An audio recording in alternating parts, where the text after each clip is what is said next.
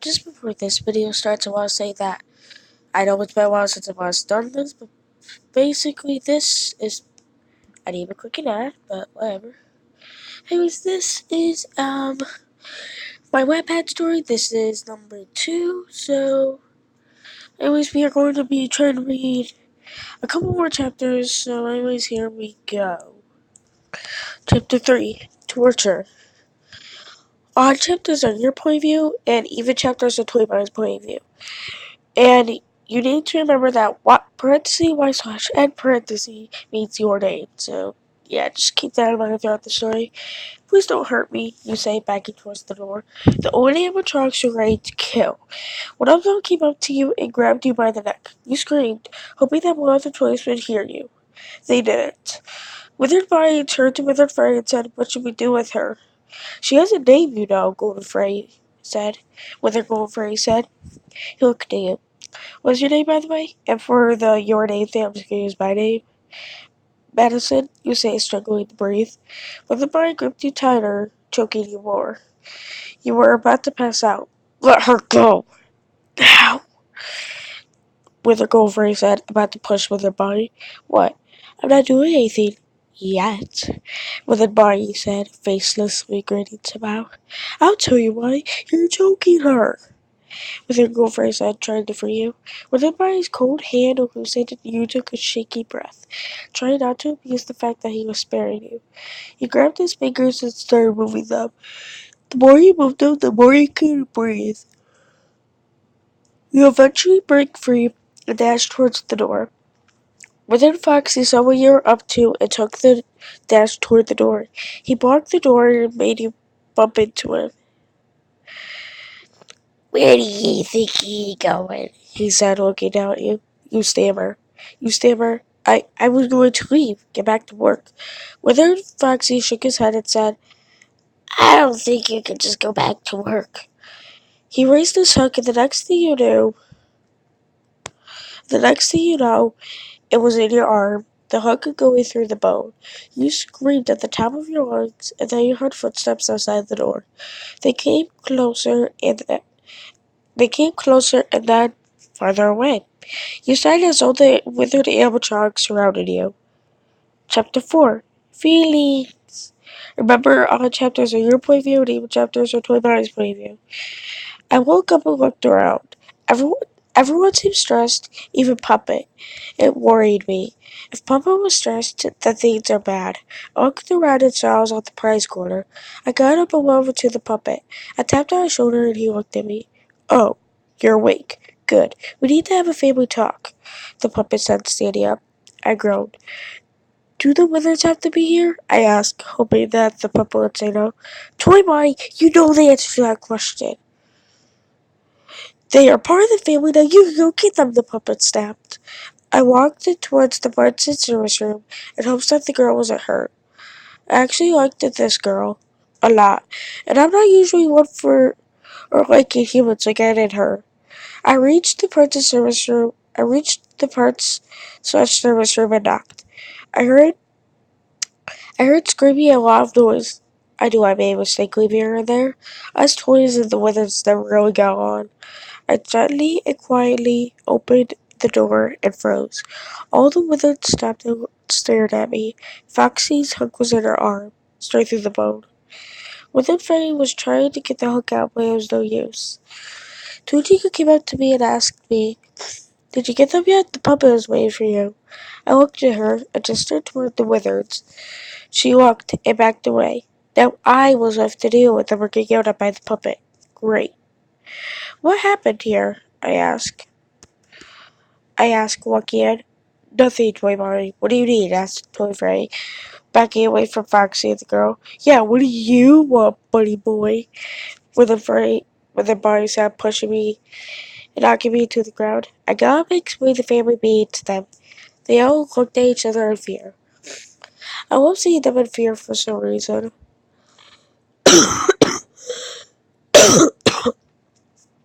We all went out to the main dining area and everyone looked at us.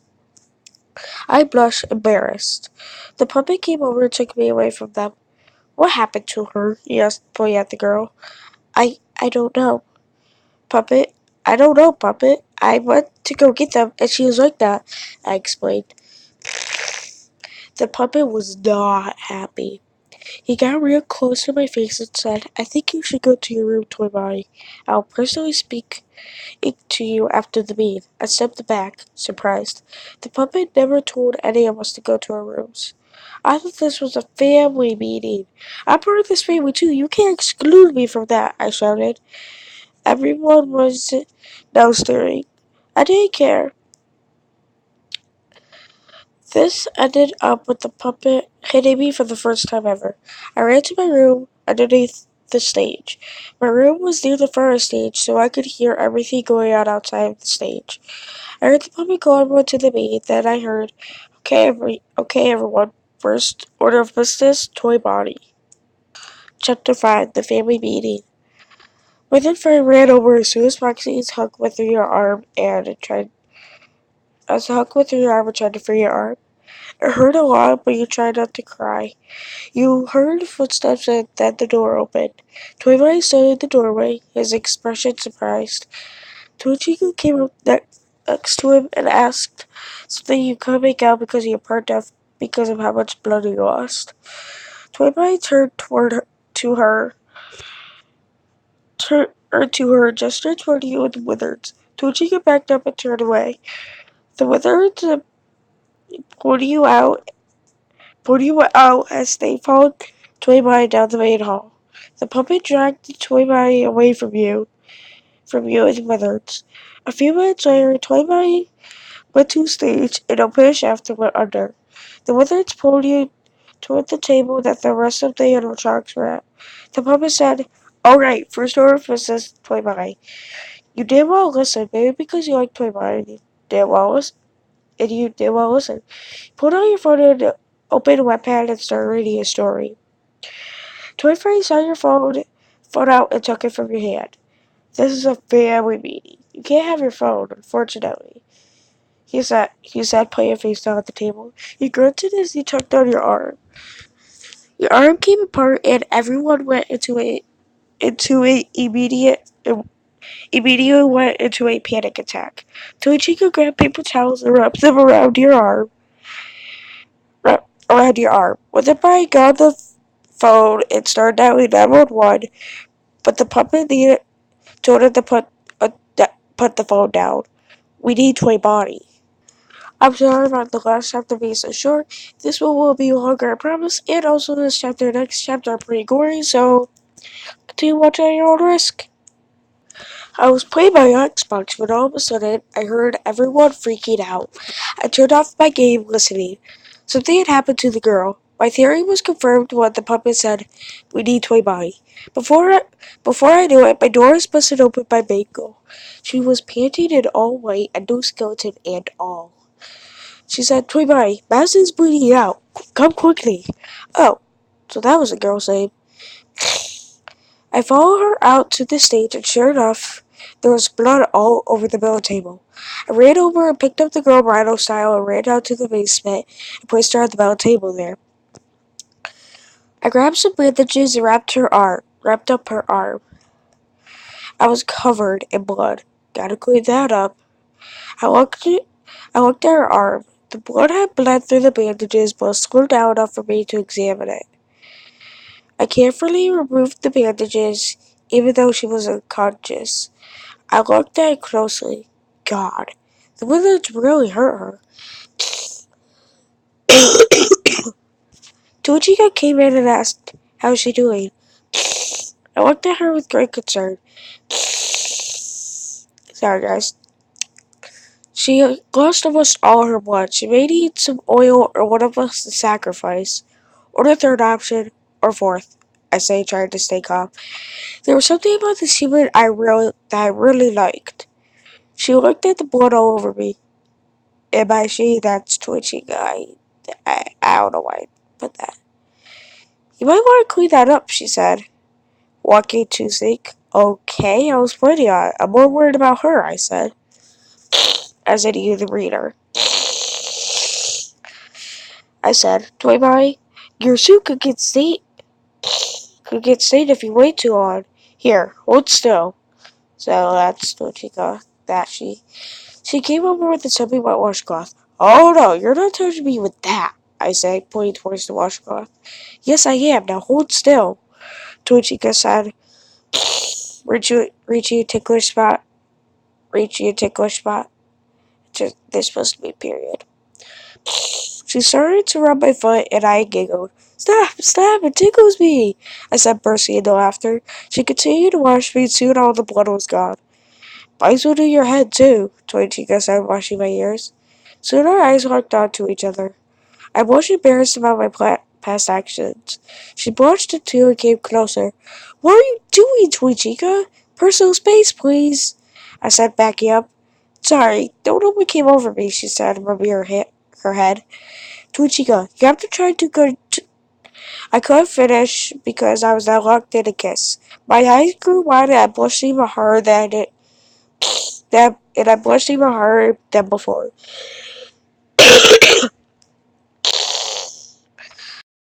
I'm sorry, guys. I don't know what happened. I am so sorry. But anyways, my eyes grew wide and I blushed even harder than before. I finally got her off me and I wiped my mouth. Yuck, Toichika, why would you do that? I yelled. I wasn't mad, just shocked. I didn't expect you to do that. Sorry, Toy Bonnie. I know how you feel about humans, but they don't deserve you. They're human, not robot, and you are robot, not human. I'm trying to show you what you do deserve, she explained. I stood there, shocked. She was never like this. There's gotta be bugging her or something. That, or she really likes me that much. I don't care who deserves me or what I deserve. I like humans, okay? Not to be rude or anything, but I'm pretty sure it's a phase. At least that's what the puppet said. But anyways, it doesn't matter. It doesn't matter. I like humans and that's the end of it. Period. I said, crossing my arms. Okay, if you change your mind, I'm always available, she said, walking out. I stood and looked at Madison, who was asleep by our side, her bad arm on top. I went over to the table and shook her gently. She woke up and turned toward me. Come on, stupid highlighter thing. She looked weak. What's going on? She asked, her voice almost gone. Hold on, I'll be right back, I said, running out the door into the main dining area. Was looking at me, arms crossed. What? I asked, really worried about what was wrong now. Is she okay? Everyone asked at the same time. Yes, she's fine. I just need to get something, I said, running to my room. I found my knife and ran back to the room. Master looked at me and said, What are you doing? I told him what I was going to do and got a Tupperware container and put the knife up to my wrist. I took a deep breath and cut my wrist. It felt sensational and cold. I was used to it by now. I've been doing this for a while. I am only used to it because of our deaths and because before we died I was cutting myself as an addiction. I watched the almost black blood drip from my wrist into a Tupperware container. Once it was full, I got a paper towels and stopped the bleeding. I grabbed the container and put a lid on it and shook it up. Are you okay? Madison asked me, making me jump. Yes, I'm fine, I said, opening the container. I got a whiff of blood and almost gagged. I didn't like the smell of any blood, but sometimes you gotta deal with stuff you don't like. I poured some of it in a cup and the rest into a bag connected to a pole. I put the bag on the pole and connected it to an IV tube and brought the cup over to Madison. Drink, I said, giving her the cup. I can't hold that, Toy Bonnie, she said. I helped her sit up and put the cup up to her mouth. I have to give this to you, I said. She looked at me and said, okay. She opened her mouth and I started to give it to her. And she actually drank it, the whole thing. I could tell she didn't like it, but she only did because she had to. That was gross. Why did I have to drink that? She asked. I ignored her. I ignored it and got the IV needle. I didn't like doing this. I really don't. I went over to her and told her some bad news. I just realized I haven't said chapter 6, which was the power of not. Oh wait, yeah, I did. No. Chapter 7, getting to know him. What? You're not giving me an IV with your blood in it, you shouted. aggressively pushing Toy away with your good arm. Medicine. If you don't do this, you'll die! Toy shouted, feeling for your veins. He found a good one at the IV ray. Look, do you really think I want to do this? 'Cause I don't. Toy said, putting the needle in your arm. I know that. I just think it's gross. I don't know what you carry. Plus, I'm not a robot. You have oil in your blood, you shouted. Toby went silent as he drew some blood and hooked you up to the IV. I think go now. Here's my phone in case you need one of us. We'll be performing, but I'm sure one of us can come down. Just hope no one else needs to be down here. Toby said, walking out the door. You sat there, bored. You tried thinking about why the animatronics had cell phones, but couldn't. You were too tired. You passed out. A while later, you woke up hungry and thirsty. You looked around and saw the IV. The blood in the bag was almost gone, and you saw Toy Mice's phone. You picked it up and saw it was an iPhone. Wonder what kind this is, you thought as you turned on the phone. The first thing you noticed was the background. It was a picture of all the toy animatronics. But Bagel looked, well, normal. Went to his contacts and found one of the other toy animatronics names and clicked on it. You put the phone up to your ear and let it ring. Hello? It was Toy Freddy. What do you need? He asked. I'm hungry and thirsty, you said, your stomach growling. Alright, hang on. The day is almost over. Toy Freddy said. He got up and you explored Toy Boy's phone. You were in his gallery when you found something disturbing. It was Toy Boy with another female guard. Toy Boy had a knife in his hand, and the guard was dead. He had heard what Toy Chica said. Is this what he does to human girls after a while? Confesses love to them? Gets them alone and kills them? Get them alone and kill them? You had to get out of there. The door opened and you jumped, dropping the phone on the floor. Whoa! Watch out! You could have just hit me. It was Toy Bonnie. He had a plate of pizza and a glass of water mixed with blood. You doing okay? Yeah, you say.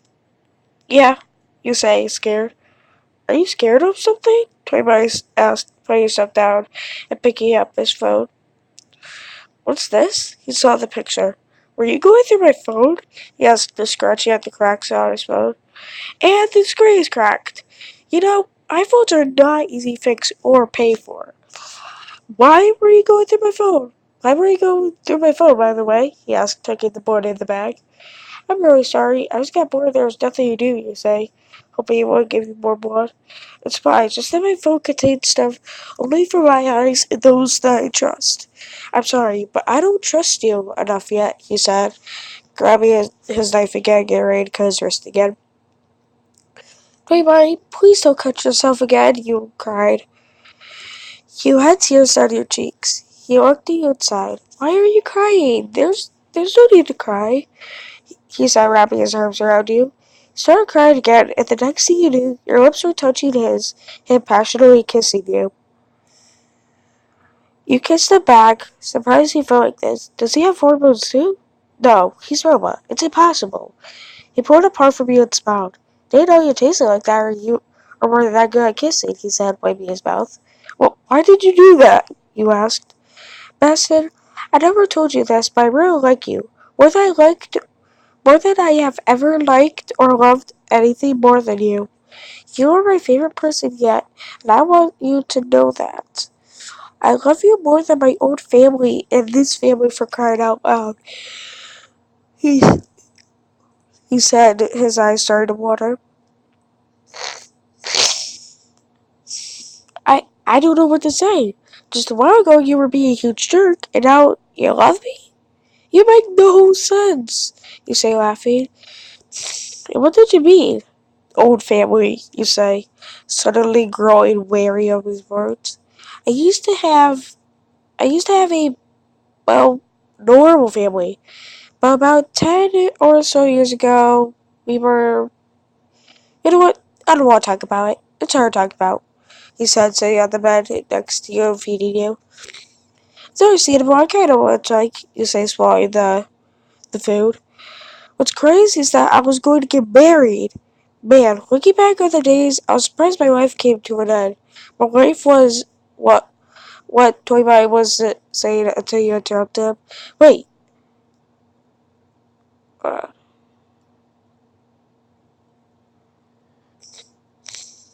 wait, I thought you were going to get married. You didn't say anything about being married. You say confused. Oh, yeah. I was in a marriage, 1 year divorce. Mind you, I was like 15, 16 at the time. But anyways, I finally got divorced, but my previous wife was pregnant. Now, I know what you're thinking. A teenager is way too young for getting married. But I really loved her at the time, and nothing can hold love back. I started working here, and then I met a new girl, got engaged, again, and now she's pregnant. And that would be my second child. I soon was, I don't want to say it, but I think you know what I was going to say. But anyways, it broke my heart to see her upset. Yes, yes, she still works here. But anyways, she's soon to have the kid.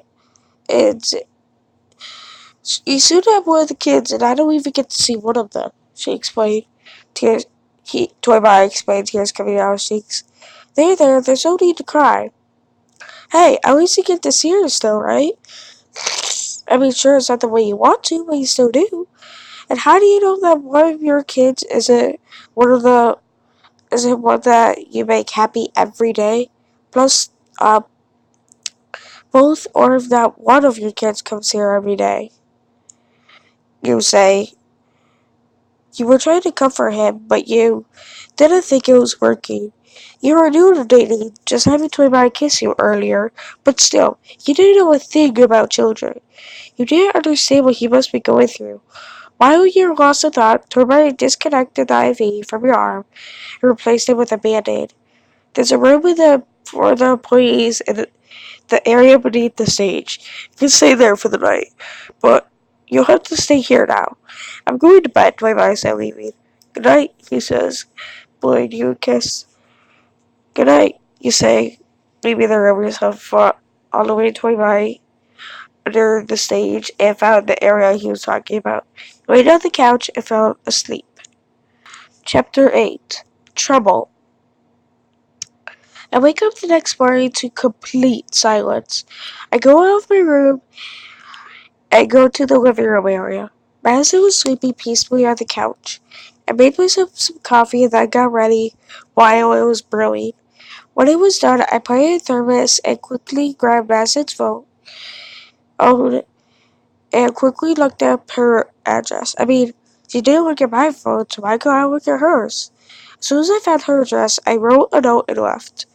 The main dining area was empty, besides the music box playing. I went to go get my stuff that covers my ears and other stuff that over my identity as an animatronic. I quietly left and went to my car. I started it up and let it warm up and started my journey. Good thing we were close today, because she lived far. I got on the highway and some dude almost hit me. I managed to swerve out of the way though. I managed to swerve out of the way. About a few hours later, there was an accident and I slammed on the brakes. The person behind me kept going about 100 miles per hour and ended up rear-ending me. I was okay, thank God. But now I had a problem. I was stuck in the middle of the highway, a few hours from home, with almost no service. Crap. I turned to the nearest town and pulled into a mechanic.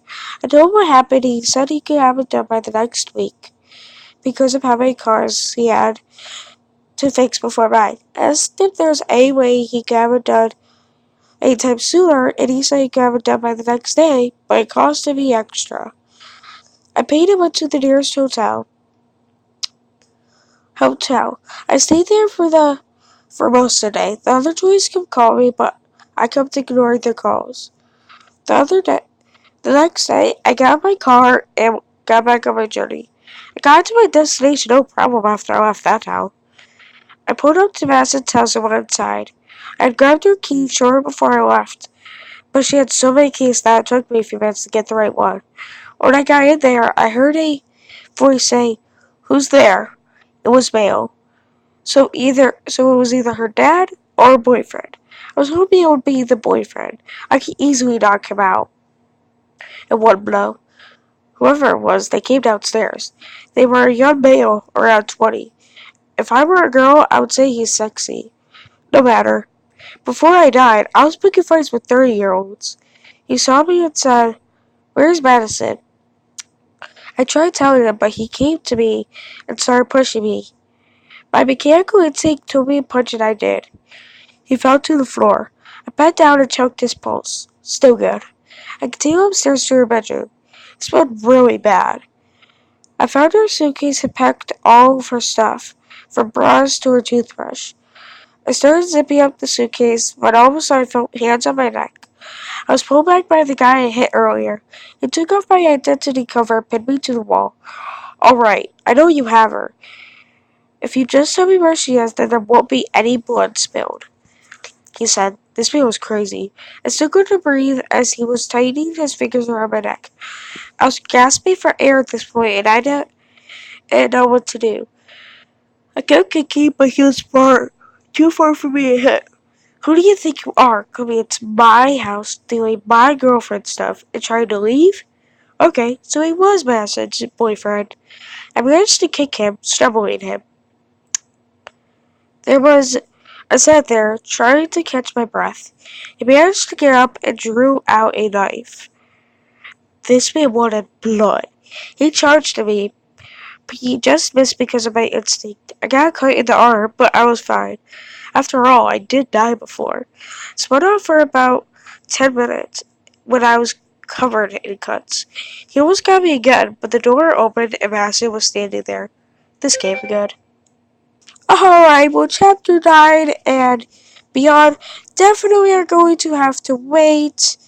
I hope you guys enjoyed this video. If you did, please consider dropping a like on the video. Right now, it's trying to reach 30 likes. Subscribe. Join the journey, become a crafter, and leave a comment. This is Bodycrafter1 signing off.